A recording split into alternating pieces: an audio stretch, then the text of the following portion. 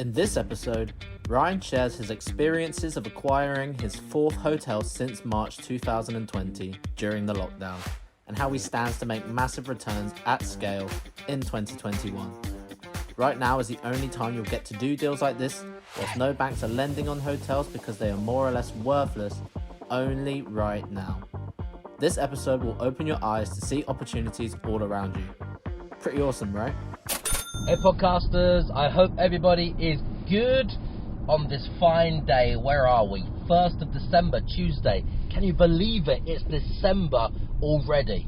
I mean, with the lockdowns and all the doom and gloom and the recession and everything else that's going on in the world right now, this year has just more or less been written off. Some people it's been written off in a very bad way. Some people it's just been written off and it's been a very good thing and very profitable for some people. But of course, other people have had it very bad, terrible times. And obviously my thoughts and prayers and condolences go out to those people who have been affected the worst by the coronavirus, their businesses, their relationships, their families, and even their health and bereavement. So that's very, very sad to hear that as well.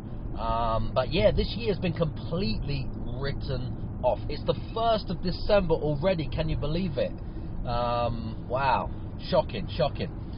Anyway, let's get back to this is like the second part to me buying or acquiring another hotel during the lockdown. This is another hotel that we've acquired during the lockdown. So during the lockdown, which started in March this year, 2020, we've actually acquired 4 hotels. This is the 4th hotel alone. Obviously, we're doing lots of other deals, but this is the 4th hotel that we've acquired during the lockdown.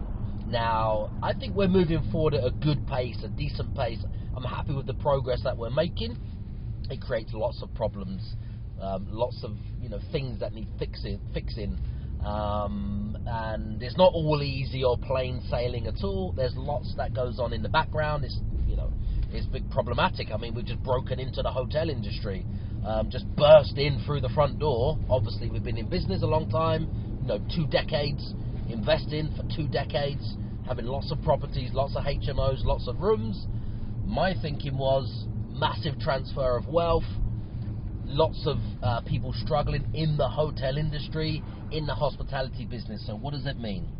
It means some people will run the other way, try and have fire sales and dispose of their buildings, their properties, their guest houses, their hotels, which many are doing because they're sitting empty, and the grants and things that the government are giving or handing out are hard to get and don't come anywhere close to bringing them anywhere near profitable. Just delaying the inevitable, which is it's a lose-lose situation.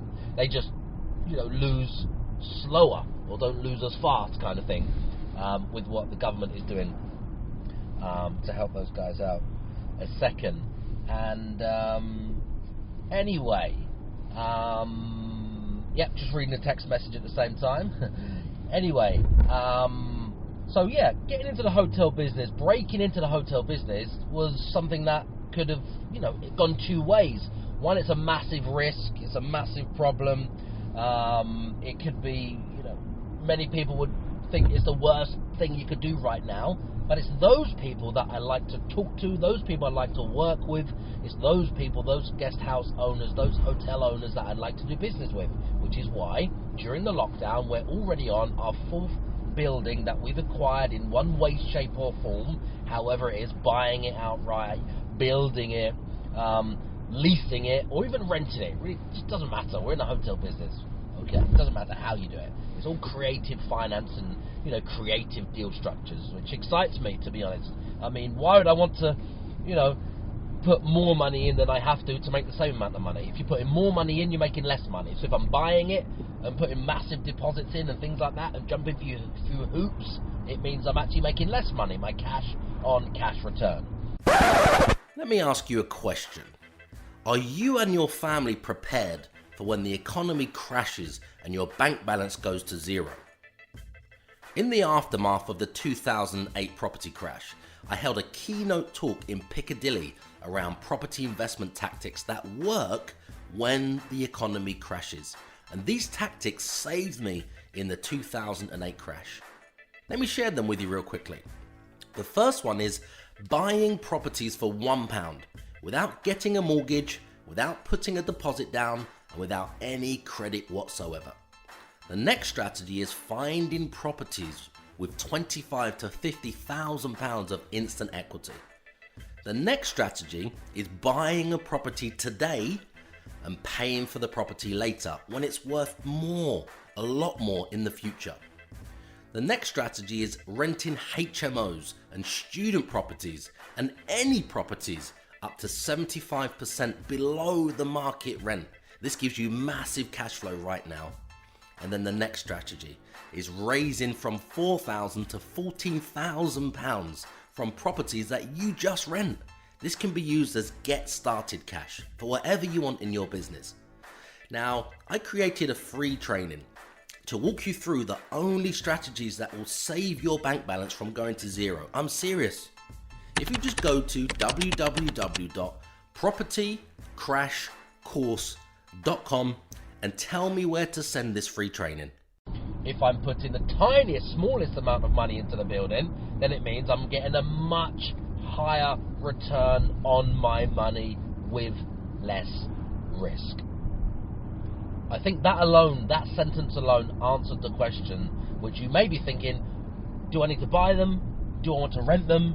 Do I want to lease them? Okay, that should answer the question for you guys there. If any of you are still on the fence about buying, leasing, renting, delayed completions, whatever type of deal structure you're doing. Okay, so I've been back into the building today, before we've actually officially got the keys and completed, just to have a look around, start to make some plans with the builder, because the entire hotel needs renovating. So yeah, you can't go into these deals lightly. You need to have relative cash flow reserves at this very challenging time to do the bloody work, because if you haven't, obviously you're going to be in a very bad situation, a hotel that you can't open or you can't increase the profits on because you haven't got the money to do the work. Okay, so you have to have some financial standing, some money behind you, to make deals like this work. But there's lots of creative structures that I go through in other episodes that share how to raise the money to take over your first deal or take over your first hotel. How to borrow the money, how to structure the deals so you don't need any money at all. Okay, so anyway, now that's out of the way, I've been back inside with the builder, having a look today, and we've come across a fantastic opportunity to make even more money from this building. At the same time, noticing more problems in the building, some damp coming through in the roof since it's been empty for I don't know however long. So a bit of the ceiling's blown, but it's not anything structural, we don't believe. It's not anything too serious. It's more leaky pipes, etc., dripping where the hotel's been empty and nobody's been in there, so nobody's seen it, so no one's been made aware, so nobody's repaired it. This is what happens when a building just sits empty. So there's a couple of ceilings on a couple of the floors which are leaking, which now need to be replaced. Okay, so it's brought to light some other problems and challenges and where more money will be needed. At the same time, we found some new opportunities downstairs in the property. Okay, now the layout downstairs can be optimized. The layout downstairs, how it is, it's basically a one-bedroom flat. Talking square foot floor areas, it must be close to, it's very large with the hallways. I would say about 800 square feet, somewhere around there, 78 square meters, somewhere around there. So based on 800 square feet, which is the average or a good sized 2-bedroom flat, this can be restructured and turned into one bedroom flat plus one studio flat. So do you guys think a 1-bedroom flat will generate more money than 2 flats? One is a 1-bed, just a little bit smaller but not too tight, and then the other one with a separate bedroom And then the other one is a studio, but a good sized studio. Still get a double bed in there, still have a kitchenette in the front room, but it'd be built like, or we're going to develop it like kind of like a student hall style, those micro studios where everything is fitted and fixed into its particular place to maximize the space. Like there's a kitchen on the back wall next to the bathroom, which we're going to put in. The kitchen will have enough space for the units, of course, just one row of units, then enough space to walk along, and a very low stud wall. On the back of that stud wall will be a breakfast bar. So a breakfast bar, okay? Or coming into the kitchen, sorry, a breakfast bar. On the back of that stud wall, the bed will be fitted into that recess, which will take you up to the boundary wall of the other side of the bedroom. And at the end, you have a kind of like a little sofa lounge area for a bit of space, and then you have the bathroom, okay? So we're turning this bedroom effectively into a studio, which has got a separate bathroom, and it's got its own entrance, which is amazing. Just a little bit of restructuring, nothing major. The walls stay where they are. It's just a bit of refinement, a bit of restructuring in different parts of the area. Sorry, I'm thinking out loud. I'm on the way. I'm thinking out loud. I'm thinking in my head at the same time doing this. Driving, multitasking, late to pick my son up from school, or because there's traffic now and roadworks here, trying to think of the best way. So I won't actually be late to pick my son up from school. I've got 7 minutes, and I'm probably 7 minutes away. Okay, so I digress there slightly. Oh, and the phone is ringing. I don't know if you guys can hear this. Okay, so what does this mean? This means very excited about this project. Lots of restructuring that can be done here without having to move any of the big walls, without having to move any of the main walls at all, which is great when you can find a building that's got everything else in the right places, so you can just make some small refinements and turn a one-bedroom flat into two, which will generate not twice the amount of money, but in reality probably nearly close to twice the amount of money across the course of a year. If I'm completely honest, it will be close to nearly twice the amount of money, okay? By the same floor layout, the same footprint. So I'm really excited about that. So, yeah, just when you're looking at your deals, hopefully you're looking at them from an open mind, like a helicopter view, not getting too wrapped up and emotional. So you can just see these opportunities. You can see how you can restructure these things with something that's already there, and turn that one thing that's already there into two of the things, of the same things or similar things, which will generate nearly 100% more profit. Okay? Nearly 100% more profit. Just by thinking a bit differently, thinking out of the box and restructuring something that's already there. This doesn't need any planning permission, guys. It's just some refinements inside the current floor area. Hope you got some value from this episode. I'd love to hear your thoughts. He's a #1 Amazon bestseller. He's an NLP manipulator. He's a property course seller. He's a Lamborghini driving multi-millionaire property guru.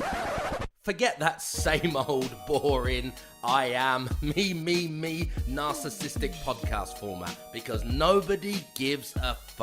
This podcast is all about you. So I'm taking these few seconds to thank you for subscribing, to thank you for leaving your 5-star reviews, and thank you for sharing this show with all of your friends. My team and I will keep bringing you these episodes and answering all of your burning questions in my Facebook community group called Property Crash Course. If you can just keep telling all of your friends about this show.